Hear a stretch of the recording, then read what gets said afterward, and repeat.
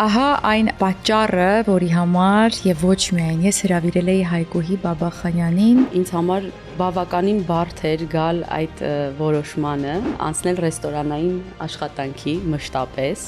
Այսինքն դու ընթացքում արդեն մտել էիր պայքարի մեջ։ Մեկը մյուսից բարդ փուլեր հաղթահարելուց հետո ես ընտրվեցի 13 լավագույն մասնակիցների շարքում։ Մեկ օրում երգ էինք սովորում Մերի ջան։ Այդ էի ուզում լսել։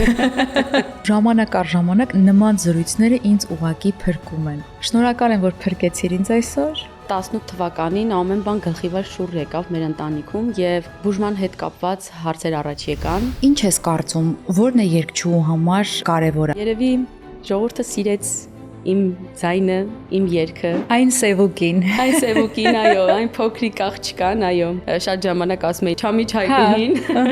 Ինձ համար առանձնահատուկ էր իմ մենահամերգը 2013 թվականին։ Ո՞րն է քո կարոտի երգը։ Կարոտը սառնեմ, էդ քո կարոտից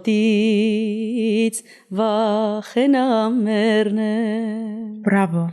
Այսինքն հիմա դու հանգիստ չես։ Ոյ։